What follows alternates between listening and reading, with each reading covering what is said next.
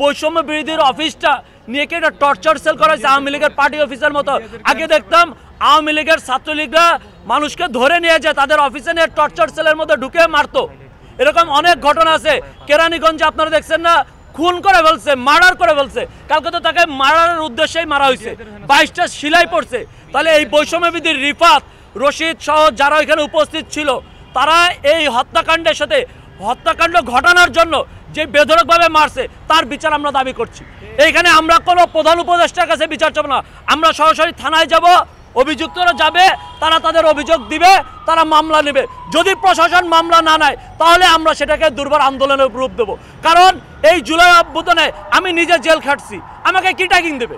রিফাত রশিদ 2 দিন হয়েছে যারা এরা আন্দোলন করতেছে, আমরা 18 সাল থেকে আন্দোলন করতেছি, এই আন্দোলন আমাকে জেলে নিয়ে গেছে, আমরা জেল খাটছি, গুলি খাইছি, এখনো বুকের মধ্যে মানে 4টা গুলি রয়েছে 28 অক্টোবরে।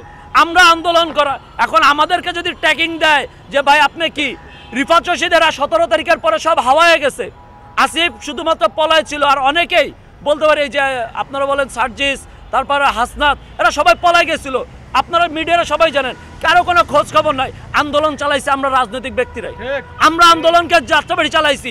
এই হাসিব মল্লিক, এই পীর্থু, এরাই নেতৃত্ব দিচ্ছে ওই যাত্রাবাড়িতে।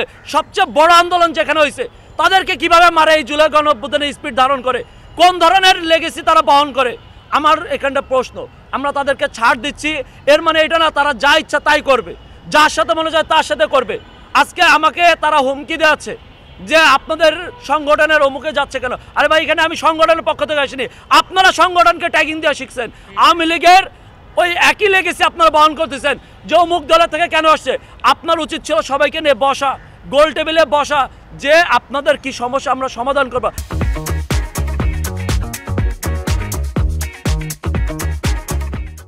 আসিফ, নাহিদ, আক্তার, আকরাম সবাই ছাত্র অধিকার পরিষদ করা, এবং আমি যেই সময় ছাত্র অধিকার পরিষদ শুরু করি একই সময়ে এই আসিফ, নাহিদ, আক্তার, সার্জিস ছিল না, আপনার রিফাত রশিদ, যতজনই আছে সবাই বৈষম্যবিধির এখন যত টপ লেভেলের যারাই দায়িত্ব পালন করছে সবাই একটা সময় ছাত্র অধিকার পরিষদ করা, আসাদ বিন রনি সহ সবাই।